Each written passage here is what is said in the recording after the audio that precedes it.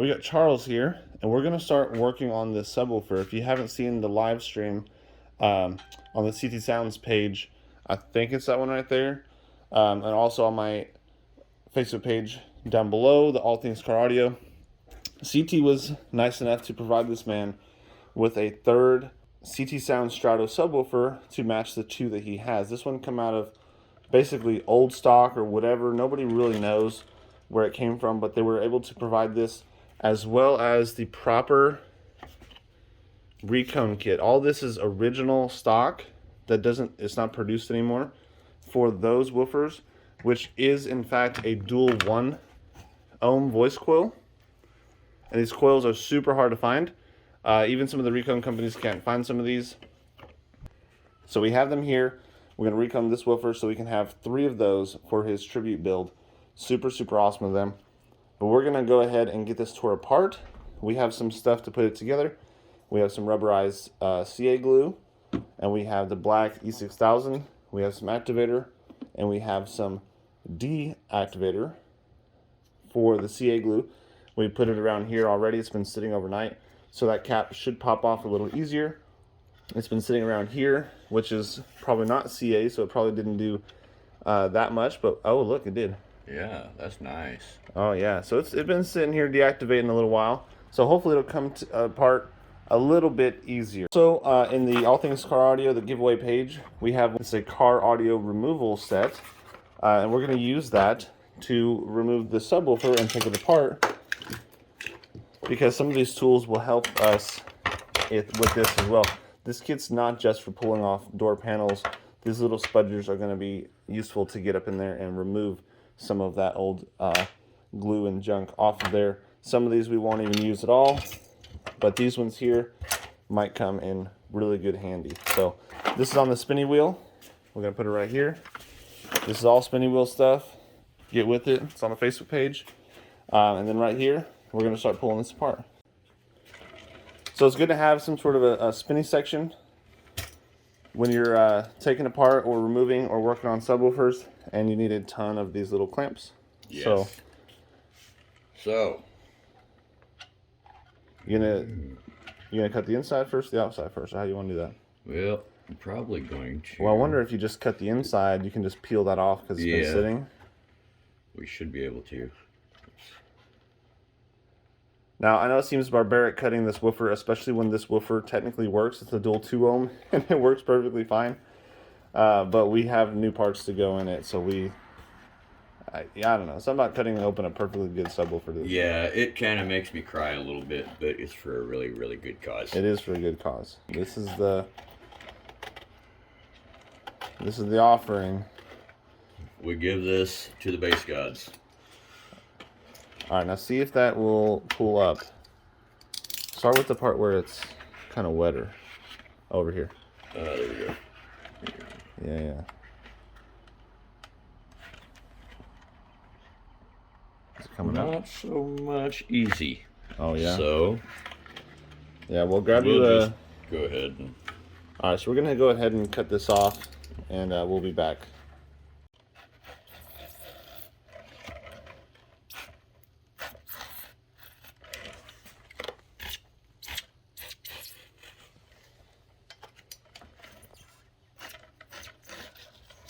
There you go. There should be. Now we'll just have to snip these off. We got to reuse all these tinsel portion right here. So maybe we can actually just snip them off and then unsolder them. Then of course the dust cap will have to come off as well.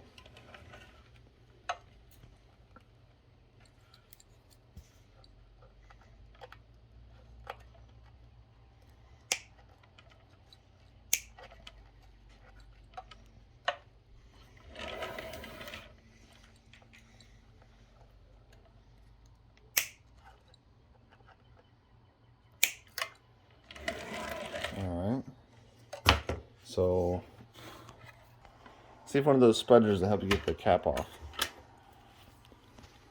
Now that one might actually be a CA glue. I don't know what they're using.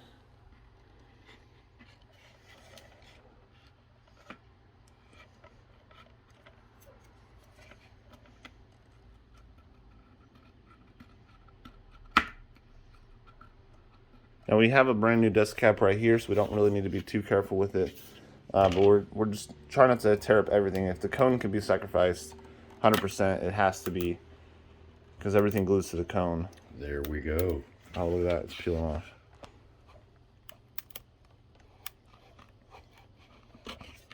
So I guess that deactivator's kind of doing its job a little bit. You got this stuff from Hobby Lobby, and you're just supposed to put it on there and it will just eat away the CA glue.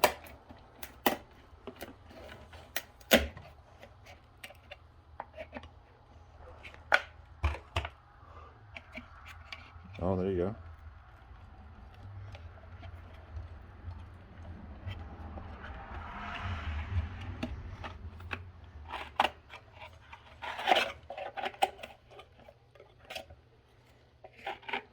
Kind of like pulling a tire off. Yeah, that's where my mind goes with it.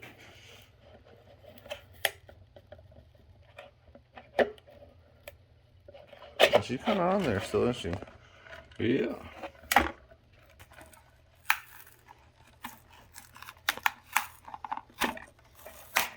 Oh, wow.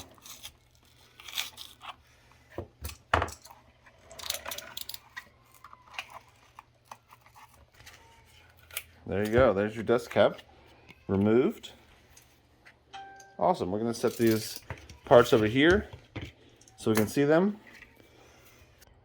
So this part here, we're going to have to remove it because we're going to have to try to reuse that.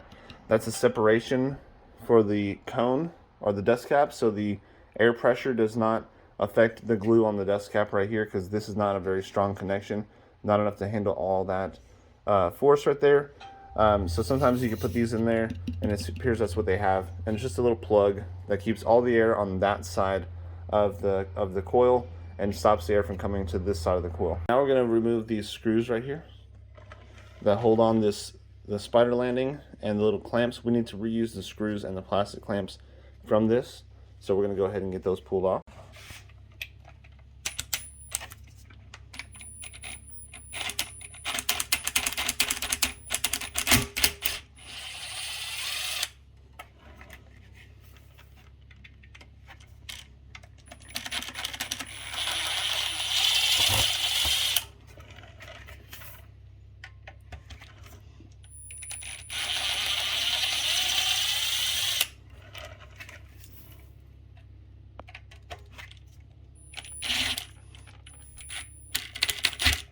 That one's not going to work.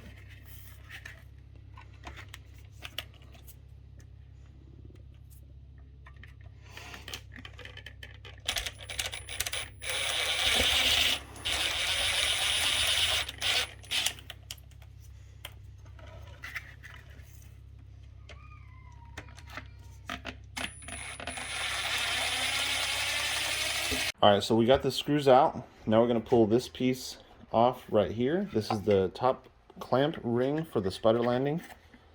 Carefully.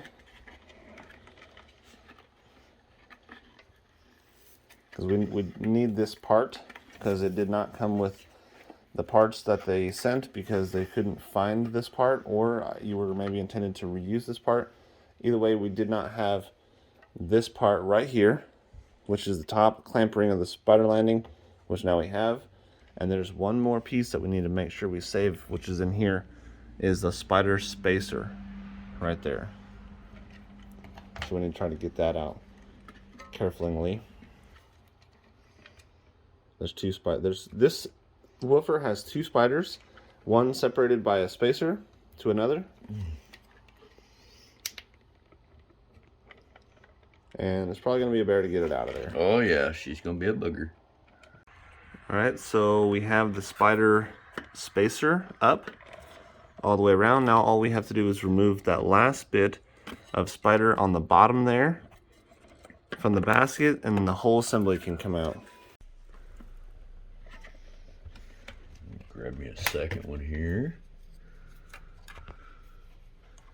Kind of like this one, so these little barbs on it.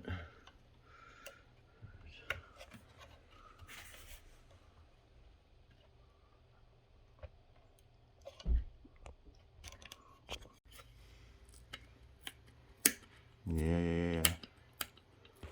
That's like good. butter, baby. Yeah, it's coming up somewhat easily. The little tools are about as handy as Swiss cheese, I'm telling you. Yeah, they're nice.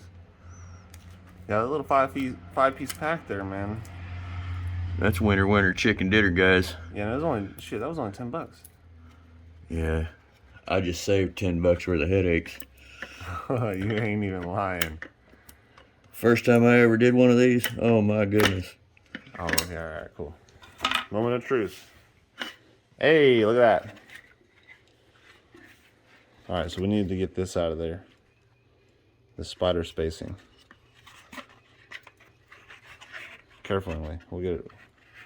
So we need to try to get that spider spacer out, and we'll see if we can come up with that, get that out of there. Man, this coil is huge.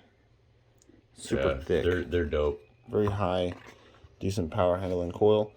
This is the motor here. Yeah, so we're gonna have to undo the solder from all of these right here, and we're gonna have to clean all this up. We're gonna have to put some tape down to make sure that this doesn't get junk inside of there. We'll have to blow that out with the air compressor, and we'll have to remove all this stuff here and get this cleaned up, ready for a rebuild.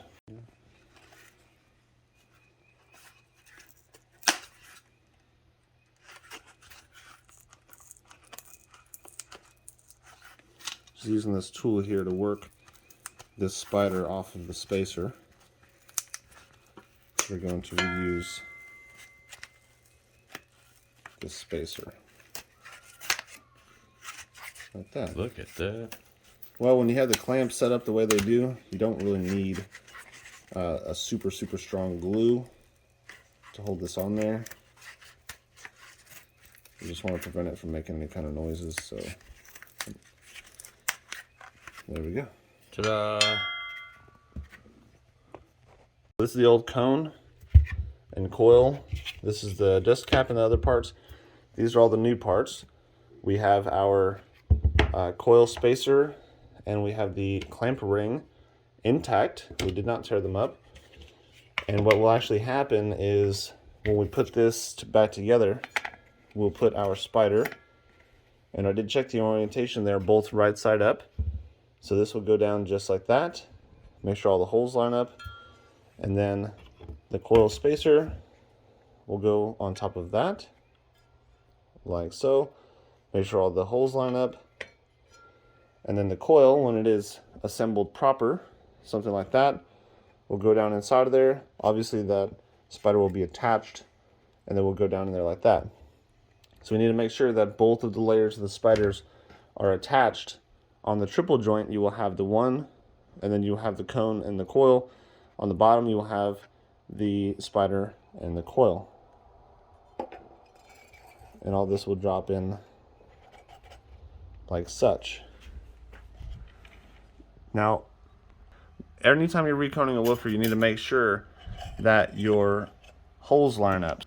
You want to make sure that the coil leads line up to the tinsel leads, and you want to make sure that your surround lines up to the holes on the top. All of these things have to line up for this to go back together properly.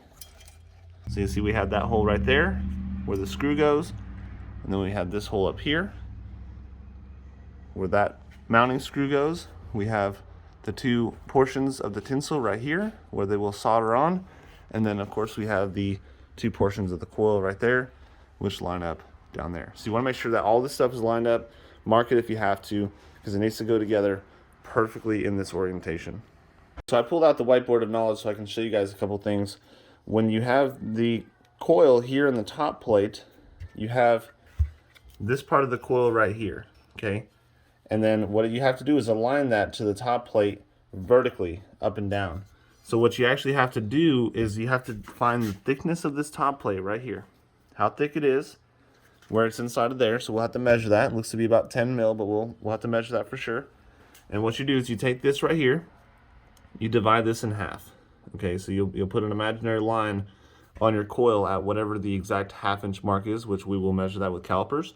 I have plastic calipers just for this. And then what you do is you divide the top plate in half by 2, and you will put that on there as well. So what you want is that top plate needs to sit perfectly in the middle of this coil when it's set up, and I'll show you that right here. So pretty simple. You have the top plate right here. This goes into the coil gap and attaches to the magnet. So this is the top plate right here.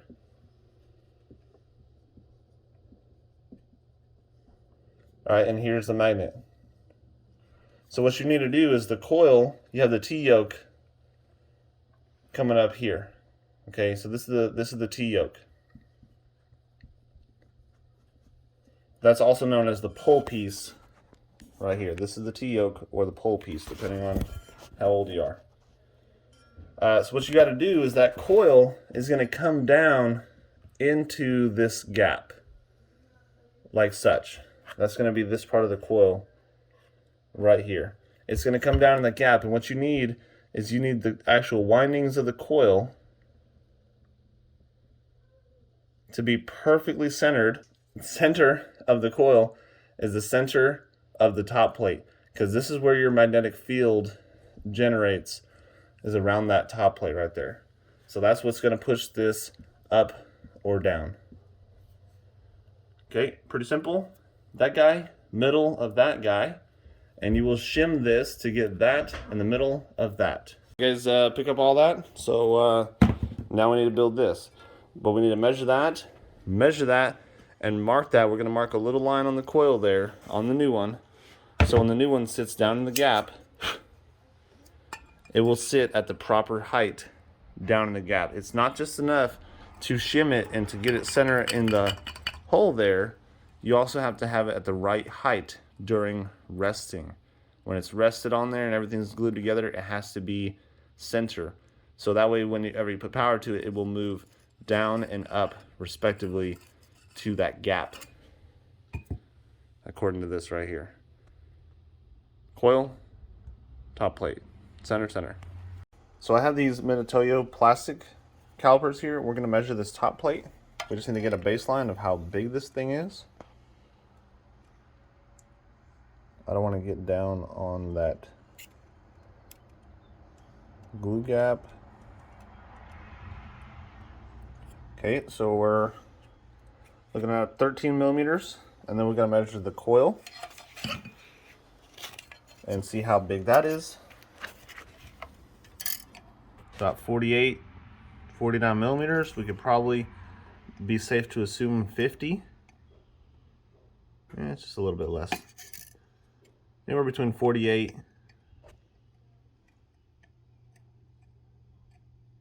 and 50 millimeters. So we'll just go with 50 and 13. So we're going to write down here the coil.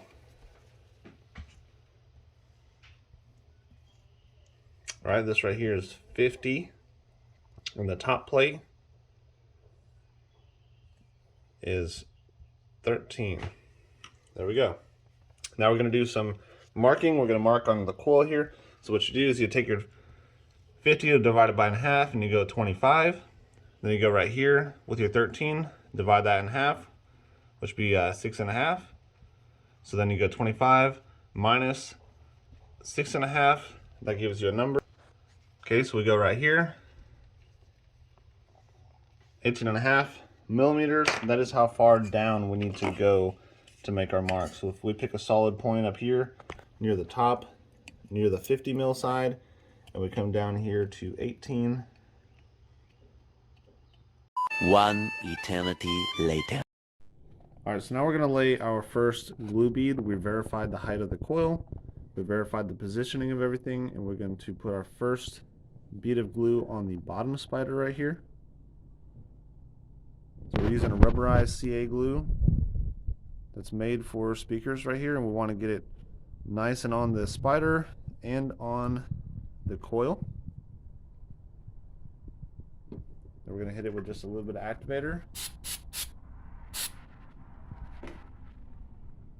And then we'll move on to the other side. We want to make sure we get all the way around this.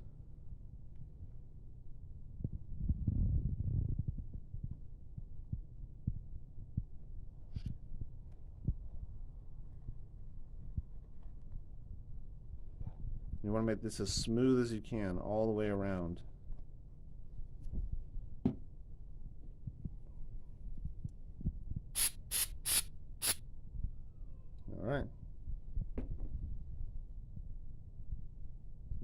Alright, so we have the bottom joint glued on right here, and we're going to go ahead and glue this triple joint in here.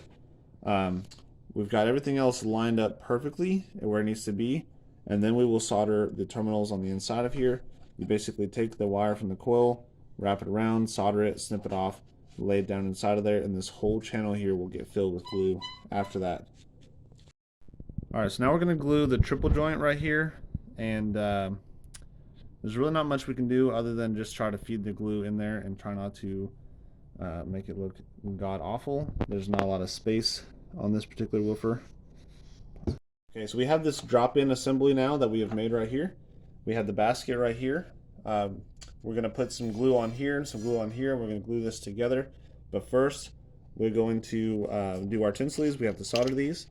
And the way that I'm going to solder these is by simply wrapping the tinsel lead from the coil around the tinsel lead from the spider, like so. Once we get this all wrapped around here, we will then solder these together, and then we will snip them off at the very end, and then this whole gap right here gets filled with glue. Okay, so we're gonna solder these right here. I like to have these kind of pushed to the side and upwards so they're not crossing, they're not stuck in the way. And then what you want to do is just feed all of your solder into there. It needs to be a really strong solder joint. You don't want to be fooling around with it. It needs to be solid. Once these are soldered completely solid on here, all four of them, they will be snipped off, and then a thick layer of glue down in the gap will hold everything and stop everything from rattling and coming loose.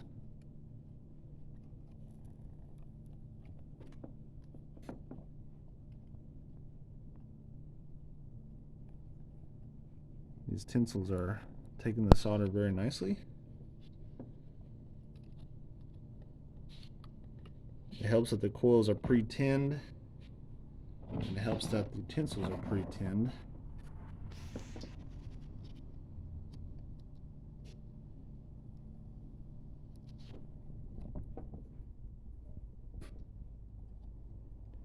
I've got my solder iron cranked up pretty high. You may not need yours up this high to do this, but if you have too small of an iron, you may not be able to heat these up as quickly as I am. And because we haven't really glued anything but the bottom side of the triple joint, we should be fine with a little bit of heat.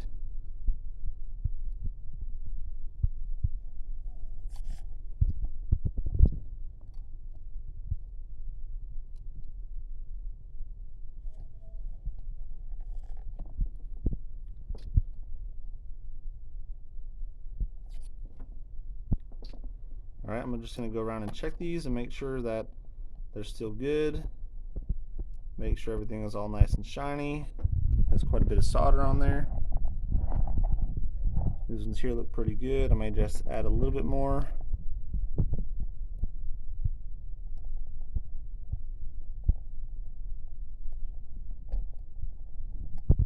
Just let that flow in there. Beautiful, absolutely beautiful. And this one right here, it's the last one. We'll do the same thing.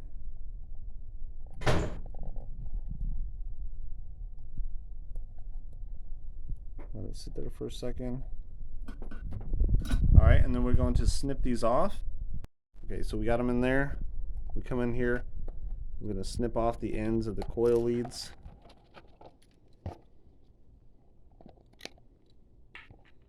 Here. And because they're soldered all together, we can snip off a larger portion of this lead right here.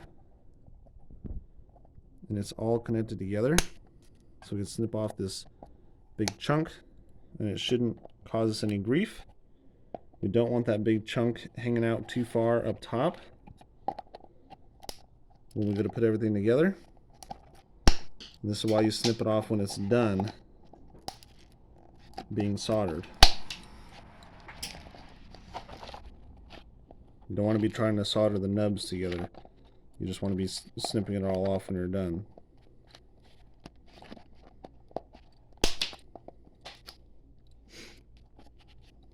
Make sure everything is good in place. Good to go.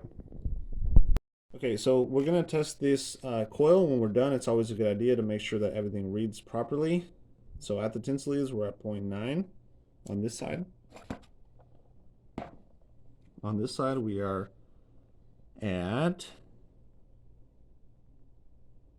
0.9. So both of these coils are reading properly at the tinsel leads here. So now we're actually going to go and fill this gap in, so you can watch do that. All we're going to do is take our rubberized CA and we're going to fill this gap all the way around here where the tinsels sit. This is going to be the top portion of the glue gap holding the cone to the coil.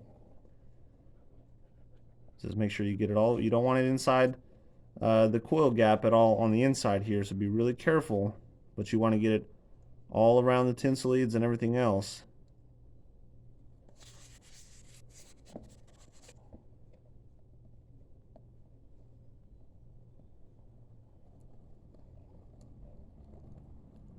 Just puddle it on in there.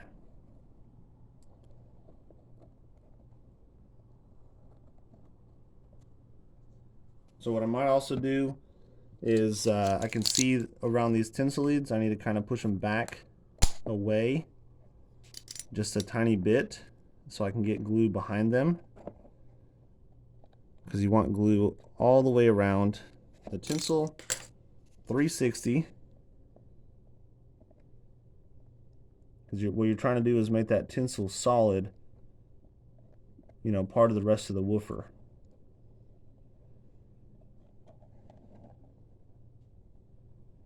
Make sure your puddle is perfect all the way around. It'll seep down there in the bottom. That's what you want. You want it totally encompassing the tinsel leads and the cone, and you just don't want to get it inside of the actual gap of the coil right here at all. Once you have this set in there, you can kind of give it just a second to flow down, fill in any little nooks and crannies, any air bubbles, and then hit it with the activator. That's it. Now we can take this here, shim it up, and we can start laying the E6000 on there. Release the Kraken. Don't get your hand, bro. Yep. Alright, so we managed to cut this partition out of the other subwoofer, out of the other cone, and we glued it back into this cone right here. So lastly, the dust cap will go on, which we can do now, but we'll probably hold off. We'll do some testing with the partition, and then the dust cap will sit like that.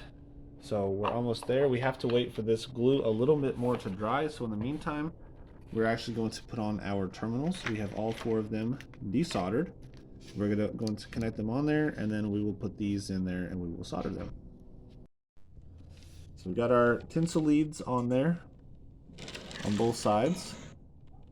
We have the partition in here glued in. It moves pretty freely. It's still very stiff, but everything is pretty cool.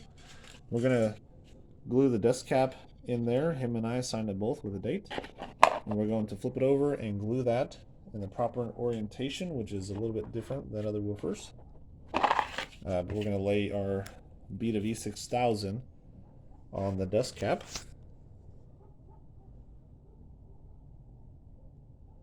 It'll just go inside the hole right here.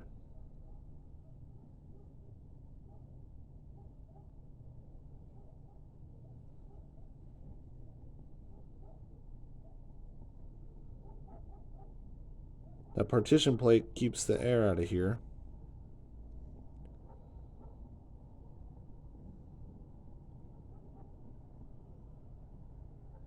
Thus making your dust cap a non-critical component.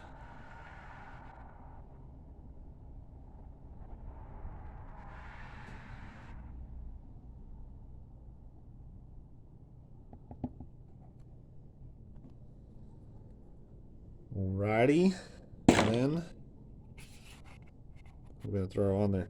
So the alignment on this is a little bit different. The coils go this way, but then the horizontal goes this way. So the horizontal goes just like that.